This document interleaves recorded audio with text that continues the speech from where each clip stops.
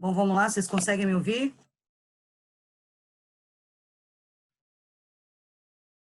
Manda mensagem para mim. Boa noite, né? Manda mensagem para mim, para a gente poder começar. Bom, essa aula está sendo gravada para as turmas de legislação penal e processual penal extravagante. Eu pretendo disponibilizar essa aula posteriormente no YouTube, para aqueles que não viram a aula terem acesso ao conteúdo e assim conseguirem o conteúdo, inclusive para as provas, né, para os exercícios, enfim. Nesse período de quarentena, em que esse isolamento social é necessário, a gente vai mantendo as aulas por aqui, tudo bem? E, na medida em que vocês tiverem dúvidas, eu me coloco à disposição para a gente ir respondendo. Está me ouvindo, Fernandinho? Você consegue me ouvir?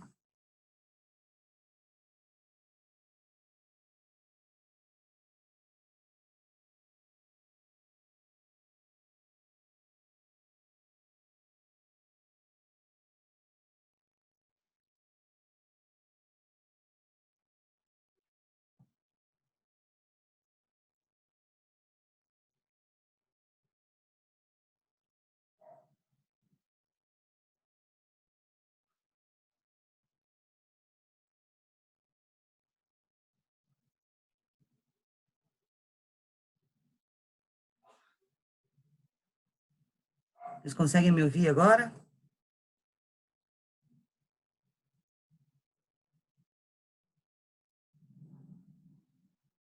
Aí, acho que agora vai dar certo. Sejam todos bem-vindos à nossa aula de processo penal, legislação penal e processual penal extravagante. E, na verdade, eu dei essa aula hoje pela manhã para a turma matutino e vou repetir essa aula agora no período noturno. Nós vamos falar sobre a lei de tortura. Vamos lá, não consegue ouvir? Ai, meu Deus. Peraí.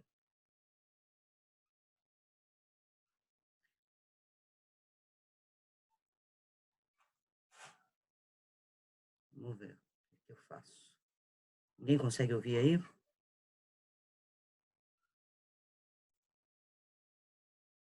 E agora? Estou ouvindo. Ok, melhorou? Tá, então vamos lá, a gente vai... Eu estava explicando, para quem não me ouviu, que essa aula foi ministrada no período da manhã, e nós vamos refazer essa aula agora, para quem perdeu a aula, e depois eu disponibilizo no YouTube para quem, numa eventualidade, não tenha conseguido assistir de manhã e nem agora, tudo bem? Então, vamos lá. Eu peço a vocês que fechem do lado esquerdo de vocês, lá embaixo, tem um microfonezinho. Cliquem nele para mim, para que eu consiga falar e o microfone de vocês não atrapalhe, ok? Porque aí eu ouvir sem interferência. Quê? Ela pediu para desligar. Olha só, se quiserem me mandar mensagem, o chat está aberto, vocês podem escrever aí do lado, tem um chat, vocês podem escrever e eu vou respondendo para vocês. E, numa eventualidade, vão anotando as dúvidas de vocês, para que eu possa ir respondendo ao final da aula, tá bom? A nossa aula, ela tem, em média, pelo próprio aplicativo, 40 minutos, mas hoje pela manhã eu consegui extrapolar esse prazo, então vamos levando aqui enquanto der, tá bom? Se der algum problema no áudio ou na imagem, vocês escrevam para mim no chat que eu consigo ler aqui, tudo bem? Dá um ok aí para mim? Consegue me ouvir?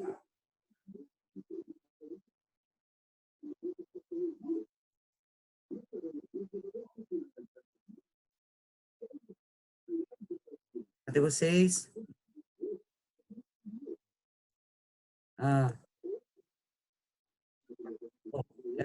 Vamos lá.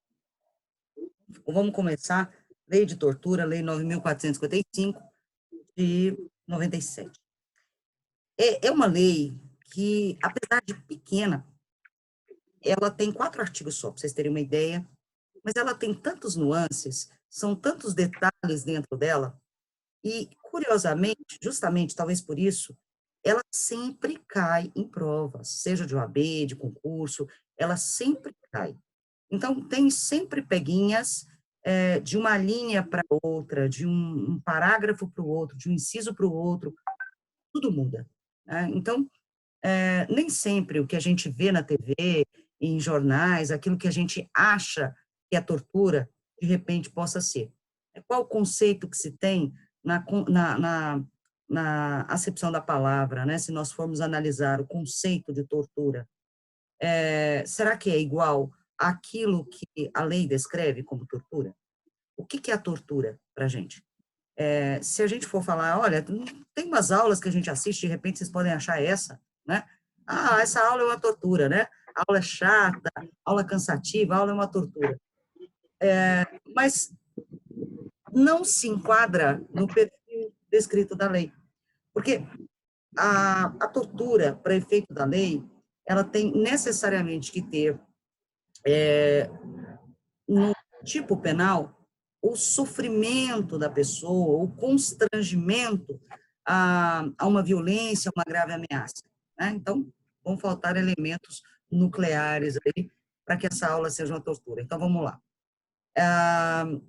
A lei, eu gostaria que vocês abrissem agora, fica mais fácil para vocês compreenderem o que eu vou explicar, vocês abrissem agora o código de vocês, lá na lei 9.455, 97, abram, por favor, para vocês acompanharem o que eu vou explicando aqui. Tudo bem? Vamos lá? São 4 artigos só. Mas esses 4 artigos, vocês vão ver que dá pano para manga. Tem muita coisa dentro dessa lei para a gente poder compreender, estudar, e vai cair na prova. Na minha certeza, e na de OAB, concurso público também. Vamos lá. Artigo 1º da Lei de Tortura. Vou ler para vocês. Constitui crime de tortura. Inciso 1. Constranger alguém com emprego de violência ou grave ameaça, causando-lhe sofrimento físico ou mental. Ok. Então, necessariamente, para ser tortura, nós temos que ter aí, ó, emprego de violência ou grave ameaça e um sofrimento físico ou mental, a tortura psicológica que a gente chama. Para fins de tortura física, esse a gente chama de crime não transeunte, ou seja, ele deixa vestígio e precisa aí, obviamente, né, da comprovação da lesão causada na pessoa. Na tortura psicológica, não. Ele é crime que, de repente, para fins de perícia médica, por exemplo, não se consiga encontrar aí o roxo, o hematoma, a marca, mas a gente não pode ignorar uma tortura psicológica, porque ela pode deixar sequelas muito mais graves do que uma tortura física, por exemplo. Até porque o roxo vai embora, né? Mas a tortura psicológica, nem sempre ela vai, né? Bom, o artigo 1º, ele traz uma sequência de três alíneas, A, B e C. Cada uma delas caracteriza um tipo diferente de tortura. Então, constitui crime de tortura, a linha A, fim de obter informação, declaração ou confissão da vítima ou de terceira pessoa. É o que a gente chama de tortura-prova. Tortura-prova. Essa modalidade de tortura, o indivíduo tem o objetivo específico de arrancar uma informação do torturado, fazer com que o torturado confesse alguma coisa, não necessariamente um crime, né? A gente sempre imagina aí, nos exemplos, a polícia batendo ali no indivíduo para ele confessar um crime que ele cometeu. Mas não necessariamente, né, precisa ser assim. Não necessariamente agente público. Pode ser um particular. Pode ser, por exemplo, situações em que o marido bate na mulher, e aí entra a Maria da Penha, o marido espanca a mulher, tortura a mulher, né, coloca ali amarra essa mulher, coloca uma agulha ali nos olhos dela, falando, vou furar seus olhos, se você não confessar essa traição. Pega o celular dela, fala, digita a senha aqui que eu quero ver o que está aqui dentro. E tortura essa mulher para que ela confesse uma traição, por exemplo. Então, não necessariamente tem que ser agente público. Olha que interessante. O Brasil é signatário da ONU em defesa, né, contra, né, na verdade, a tortura. Né? Mas, na legislação, o legislador, ele, ao invés de colocar, tal como a ONU, em que ela figura lá na ONU, agente público como sendo o sujeito ativo, não somente agente público. O Brasil, na legislação brasileira, nós não temos o sujeito ativo com exclusividade sendo agente público. Pode ser agente público ou uma pessoa comum. Eu posso ser torturadora, né? Qualquer um de nós. Basta, né, que preencha o tipo penal. Então, o Brasil, ele, apesar de signatário, né, contra a tortura, a legislação brasileira, ela admite, além do agente público a gente vai ver que é uma qualificadora, causa de aumento de pena, mas a gente vai ver que a lei brasileira, ela admite o particular cometendo tortura. Essa tortura prova, a linha A, ela tem por objetivo, então, arrancar do torturado uma confissão, algum tipo de mecanismo de prova, não necessariamente prova judicial, ok? Pode ser uma traição, por exemplo. Desde que cause aí, mediante violência ou grave ameaça, cause sofrimento ao torturado, à vítima. Né? A linha B, vamos lá, para quem está seguindo aí. Para provocar a ação ou omissão de natureza criminosa. Para provocar ação ou omissão de natureza criminosa. Então, eu torturo alguém para que este alguém cometa um crime. Olha que interessante.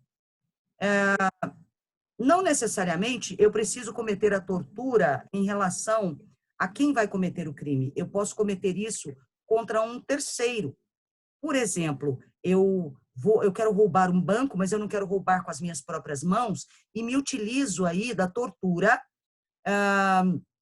sequestro um filho de um gerente de banco e digo a ele, olha, eu estou torturando o seu filho, vou matar o seu filho se você não roubar esse banco para mim, já que você tem acesso aí às senhas, né, ao cofre, você vai lá, vai roubar esse banco para mim, então eu devolvo o seu filho.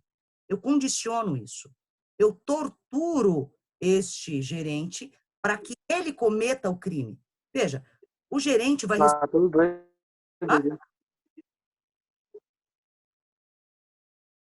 Diga, o Fernando. Fernando, é uma pergunta ou vazou áudio?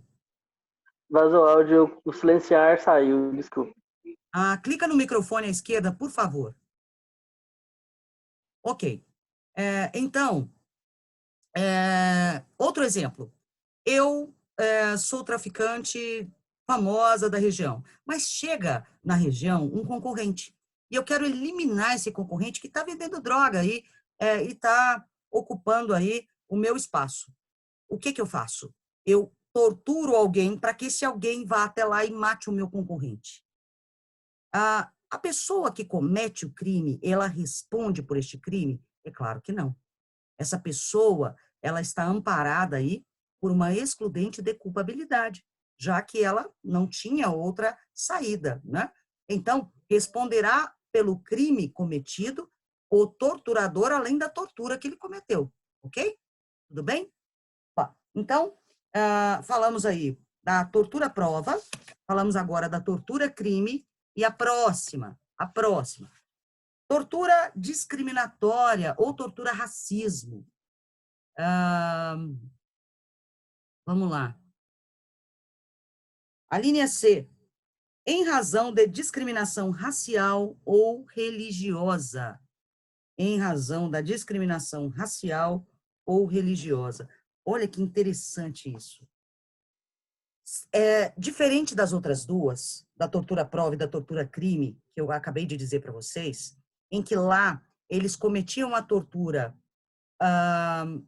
com uma finalidade, né, para obter uma confissão ou para fazer com que a pessoa cometesse o crime, Aqui, na tortura discriminatória ou na tortura racial, tortura racismo, que a gente chama, ela não é cometida para alguma coisa, mas por causa de alguma coisa. Aqui, o indivíduo comete o crime imbuído aí da ideia de negação, em razão de uma religião ou de uma raça. E aí, no passado, a gente se deparava com a seguinte situação. Os casos de homofobia. Os casos de homofobia, será que entravam quando o indivíduo era torturado porque ele era gay, por exemplo? Será que entraria neste crime de tortura, no que a gente chama de tortura discriminatória? Ou a tortura racismo, tá? Tem gente, os OABeiros aí gostam dessa expressão tortura racismo, porque ela traz o R de racismo, que vai vincular vocês, para não esquecer na hora da prova, tanto religião, ok? Quanto raça. Então, religião, raça. Tortura, racismo. Religião, R de raça. Ok. Para não esquecer. Mas ela também é chamada de tortura preconceito, tortura discriminatória, e ela engloba aí tanto raça quanto religião. Ok. E como é que fica a questão da homofobia? Aí nós nos deparamos com um conflito que surgiu de junho do ano passado para cá. O STF, em 2019, julgou um caso específico, não de tortura, mas de racismo, em que o STF decidiu incluir aí a situação de gênero, a orientação sexual, como um conceito de raça. Então, a orientação, segundo o STF, para fins da lei de racismo, veja a diferença, nós estamos falando de tortura, para fins da lei de racismo, né, 7.716, de 89, é uma situação em que hoje, na visão do STF, engloba este conceito, né, de raça, engloba também a orientação sexual do indivíduo. Assim, a doutrina se dividiu. Hoje, nós temos parte que entende que é possível utilizar esse entendimento do STF para que, se alguém sofre aí graves lesões, se tem um sofrimento físico ou mental, se pode se enquadrar no crime de tortura, e se isso aconteceu por conta de ser homossexual, por exemplo, se isso se enquadraria no crime de tortura discriminatória. Parte entende que sim, já que o conceito de raça dada pela lei de racismo muda o conteúdo, o conceito, trazendo, então, para a lei de tortura, já que ela fala em raça, né, tortura discriminatória por religião ou por raça, então, seria adequado para incluir aí esta situação de gênero. Pois bem, mas há quem diga que não. E eu concordo com essa corrente. Eu entendo que não. Eu entendo que a mudança que ocorreu em virtude de uma decisão do STF na lei de racismo não altera a lei de tortura. Por quê? Porque nós estamos falando de uma norma penal incriminadora. Normas penais incriminadoras, elas não podem sofrer adequação para prejudicar o réu. É uma situação em que nós chamamos de analogia in malam partem. E a analogia in malam partem não se usa para prejudicar o réu. Portanto, se nós pegarmos uma decisão do STF que entende, lá na lei de racismo, que uma orientação sexual se inclui no conceito de raça, nós não podemos, então, simplesmente adequar a lei de tortura, porque nós estaremos adequando uma norma penal incriminadora, e isso, obviamente, prejudicaria o réu. Consequentemente, a analogia em malam partem, e eu comungo desta ideia de que não pode ser adequado, ou seja, nós precisamos aguardar que o STF decida algo em relação à lei de tortura sobre isso, né, sobre a orientação sexual, ou que a própria legislação sofra alguma modificação, ok? Passemos, então, para a próxima etapa. Falamos, então, da tortura-prova, tortura-crime e tortura-racismo ou tortura-preconceito. Todas essas torturas que nós falamos até agora, meninos, elas estão elencadas aí no artigo 1º. São as linhas A, B e C. Tudo bem? Agora, a gente vai para o inciso 2. Inciso 2 da tortura. Da lei de tortura, do artigo 1º. Vamos lá. Constitui crime de tortura. Inciso 2. Submeter alguém, sob sua guarda, poder ou autoridade, com emprego de violência ou grave ameaça, a intenso sofrimento físico ou mental, como forma de aplicar castigo pessoal ou medida de caráter preventivo. Veja, olhe a diferença entre as torturas anteriores que a gente viu e essa.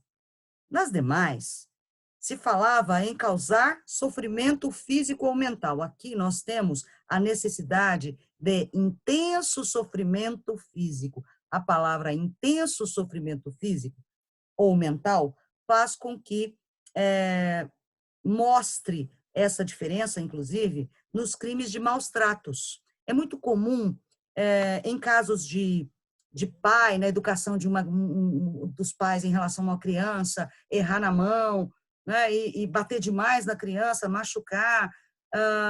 Como é que a gente vai saber se se caracteriza maus tratos ou se é tortura?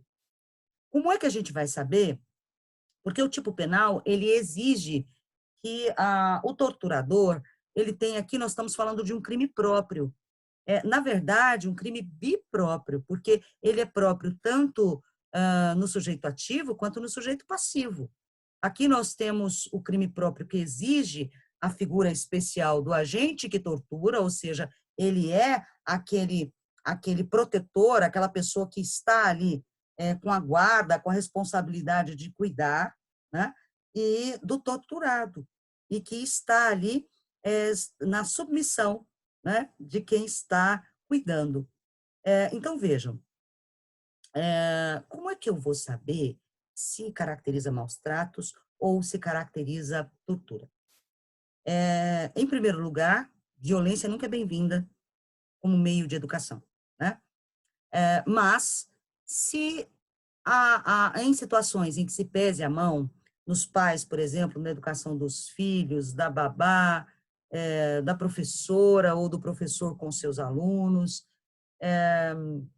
tem aqueles casos dos idosos, né, com os seus cuidadores que são acusados de tortura aí com os idosos, enfim, pessoas vulneráveis.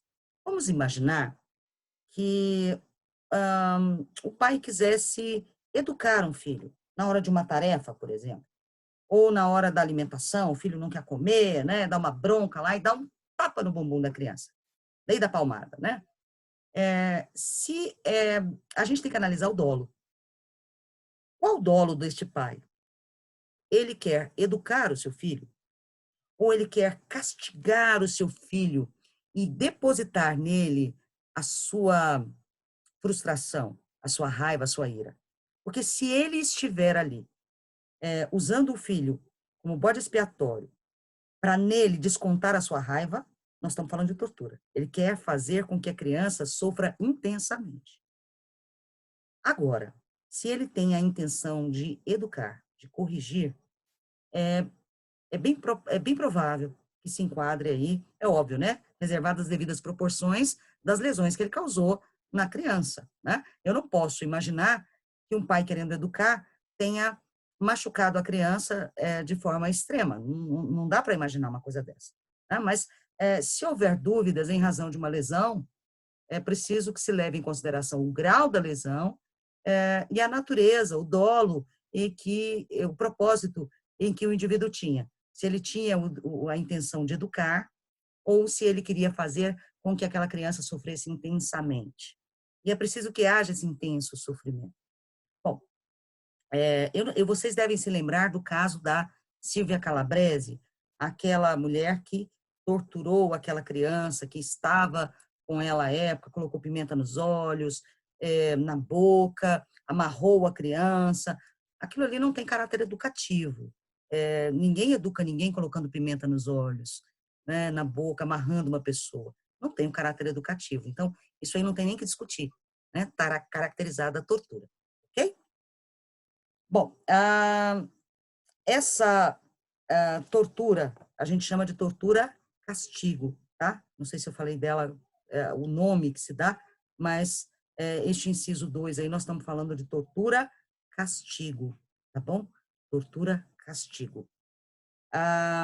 O parágrafo 1º da lei, ele traz uma outra modalidade de tortura, que é a chamada tortura contra o preso. Tortura contra o preso. Vamos ler? Diz o seguinte: na mesma pena incorre quem submete pessoa presa ou sujeita à medida de segurança a sofrimento físico ou mental, por intermédio da prática de ato não previsto em lei ou não resultante de medida legal. Veja, a pena para todas essas torturas que a gente viu até agora é reclusão de 2 a 8 anos. Neste caso, vale para o preso provisório, por preso por pena, para a pessoa que está internada em caráter de medida de segurança, né? A medida curativa, não importa. Se o garantidor, a pessoa que tem a obrigação ali de cuidar, né, de manter ali a segurança, um indivíduo preso ou internado em caráter de medida de segurança, se ele causa sofrimento a essa pessoa, né, a esse preso, ele comete a tortura, veja a diferença das demais torturas que a gente viu até agora. Nas outras, o indivíduo se utiliza de violência ou grave ameaça. Nessa, não. Nessa, não tem nem violência, nem grave ameaça. Aqui basta, para que se caracterize a tortura, aqui basta que o indivíduo cause sofrimento, violando o dispositivo legal, né? Ou seja, agindo contra a lei, causando sofrimento ao preso. Cuidado com isso em pegadinha de prova, tá bom? Porque a característica aqui, pega nesse tipo penal, justamente não é a violência ou grave ameaça, diferente dos demais incisos anteriores aí, né? Aqui não tem a presença da violência ou grave ameaça. Teve uma questão, inclusive, que caiu, salvo engano, na OAB, e que dizia que o preso tinha ficado durante todo um dia sem comer. Eu não me lembro se foi da OAB ou se foi da polícia, mas dizia que o agente penitenciário havia deixado o preso o dia todo sem comida, e como forma de castigo para aquele preso, e sem água e sem comida. Mas na questão, no enunciado, ele dizia que não havia causado sofrimento ao preso. Veja, mesmo que o enunciado tenha parecido tortura, o fato dele descrever na questão que não havia causado sofrimento ao preso, não é tortura. Para que seja tortura, tem que causar sofrimento, ok? E violar a lei. Nós temos que ter essa soma aí, porque senão não é tortura, tá? Então, prestem atenção nos enunciados das questões para que vocês não caiam nesse tipo de pegadinha. Tem que ter o sofrimento do preso vinculado aí a uma violação de dispositivo legal. Tudo bem? Bom, vamos lá.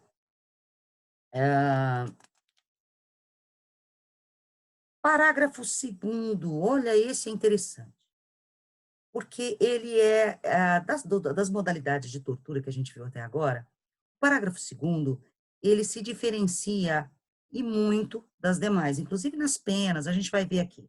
Enquanto que até agora as torturas que a gente viu aqui tem pena de reclusão de 2 a 8 anos, essa tortura que a gente vai ver aqui, que é a chamada tortura imprópria, é a tortura por omissão. Vamos lá. Aquele que se omite em face destas condutas, quando tinha o dever de evitá-las ou de apurá-las, incorre na pena de detenção de 1 a 4 anos. Veja, metade da pena das demais torturas que a gente viu até agora. Detenção, não é reclusão, detenção de 1 a 4 anos.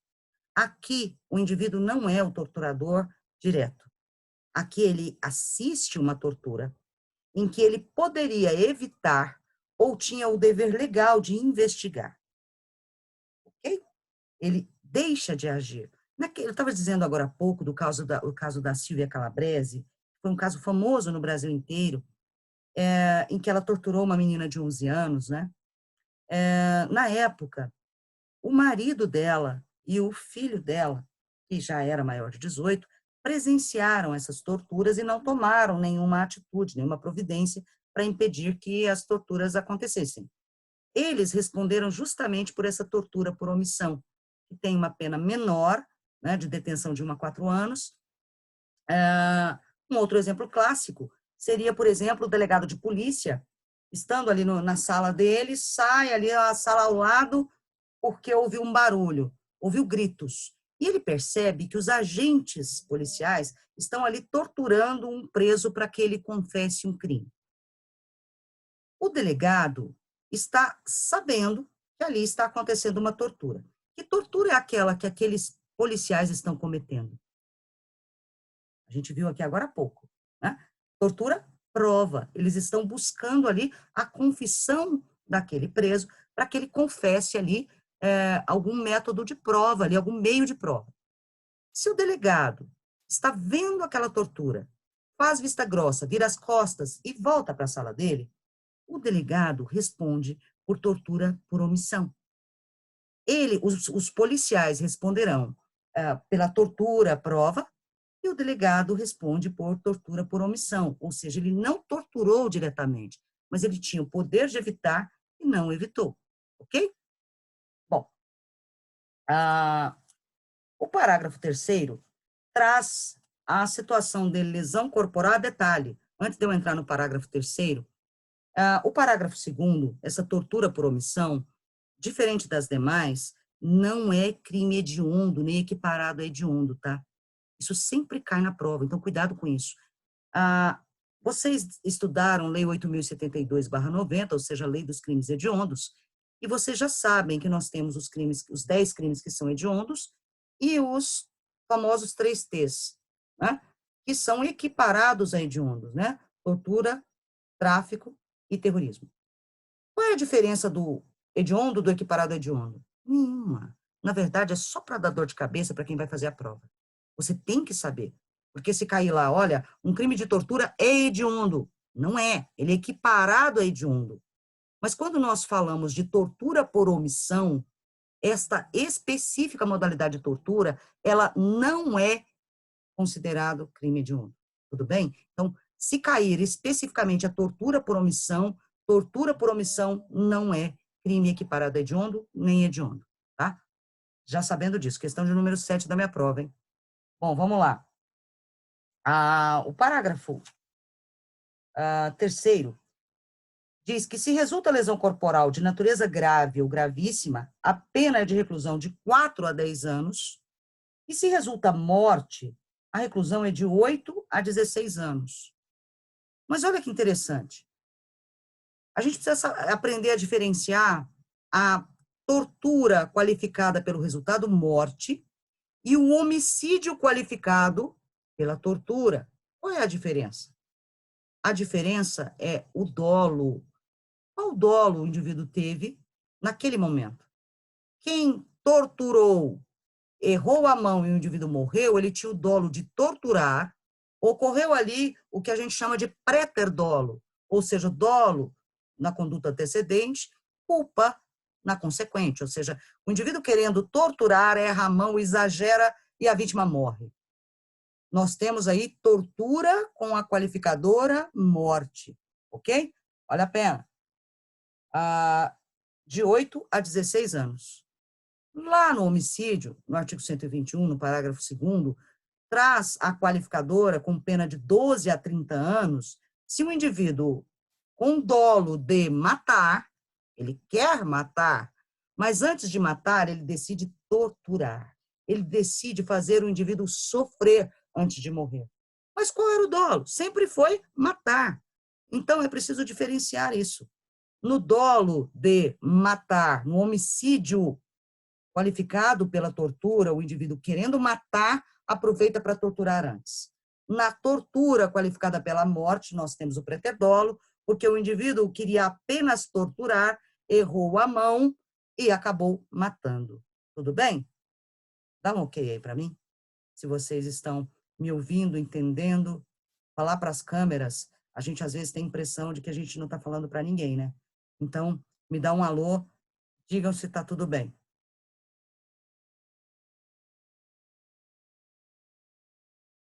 Ok, tá. Continuemos. Bom, o parágrafo 4º, ele traz as causas de aumento de pena.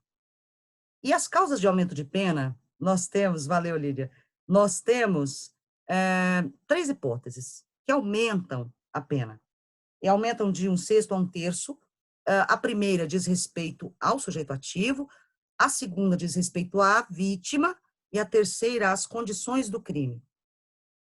A primeira a causa de aumento de pena, aí, que aumenta de 1/6 a 1/3, é se o crime é cometido por agente público. Eu disse logo no início da aula que não necessariamente o crime de tortura no Brasil, a lei de tortura exige que seja funcionário público, mas sendo, nós temos aí uma causa de aumento de pena, essa situação do delegado aí que eu acabei de dizer, dos policiais, sendo ele agente público, se utilizando dessa função pública para torturar, então nós temos aí a causa de aumento de pena de 1/3 a 1/6. 1/6 a 1/3. A segunda hipótese diz respeito à vítima. Quando a vítima é cometido contra criança, gestante, portador de deficiência, adolescente ou maior de 60 anos. A terceira hipótese é se o crime é cometido mediante sequestro. Mas vejam também que interessante em relação a esse sequestro. Esse sequestro, para ser causa de aumento de pena, é preciso que o indivíduo tenha, querendo torturar, não tendo outro meio, ele sequestra para torturar. O sequestro foi o mecanismo que o indivíduo encontrou para que ele realizasse a tortura. Então, nós temos aí causa de aumento de pena. Nós não podemos confundir essa causa de aumento de pena com o concurso material de crimes. Naquela hipótese em que o indivíduo, ele, querendo extorquir dinheiro, sequestra alguém, extorsão mediante sequestro, por exemplo. E no cárcere, a vítima lá no cativeiro, ela começa ali a ser torturada ali pelo sequestrador. Nós temos 2 dolos diferentes ali, nessa situação. Primeiro, o dolo da extorsão mediante sequestro, né? Segundo, a tortura. Então, concurso material, somam-se as penas. Aí não há que se falar em causa de aumento de pena. Nós só vamos falar em causa de aumento de pena se este sequestro tiver acontecido especificamente para tortura, ok? Bom,